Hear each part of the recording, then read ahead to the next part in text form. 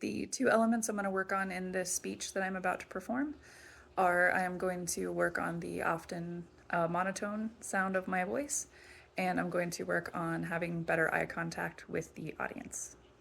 Okay.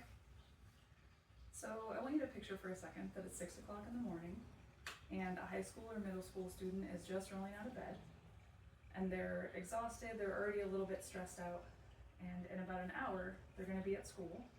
They're going to be in front of the whiteboard, staring at it, but they're not really going to comprehend what's going on because they're just too tired.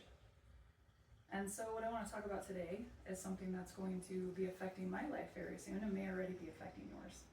And that is the fact that schools, especially high schools and middle schools, should have later start times. So it's important to remember that high school students, adolescents, and teenagers are not just being lazy, even though it might seem like it sometimes. The fact is, their circadian rhythm is actually different than that of younger children or even adults.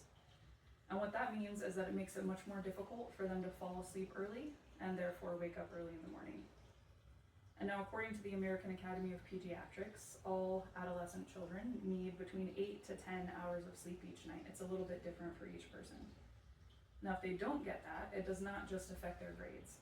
It affects their ability to concentrate, their ability to retain information, and even their ability to regulate their emotions, which can lead to anxiety, depression, and even irritability.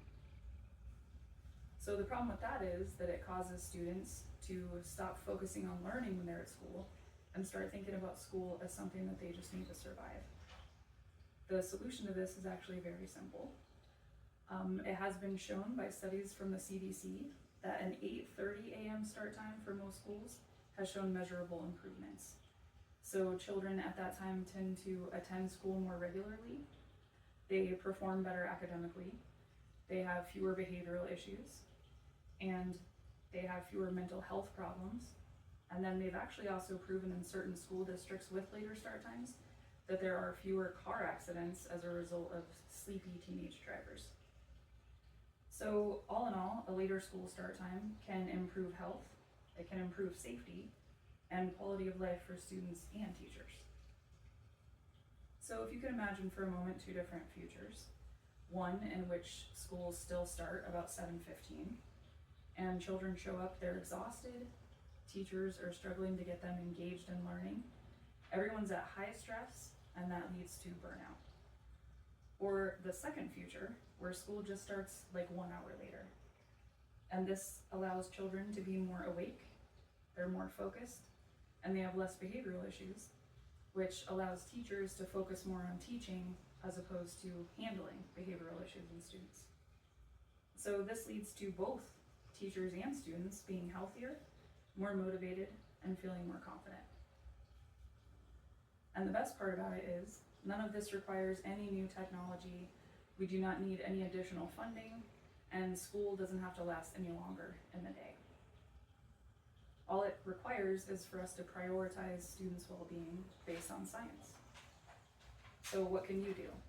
Well, as a parent, you can reach out to your school administrators. Both parents and students can show up to school board meetings and voice their opinion. And then the community itself can just advocate for children's learning. So at the end, it's not just about convenience, it's about giving children a fair chance. Because if you let them sleep just 1 hour later, you can give them a greater opportunity to grow, thrive, and learn. Thank you. So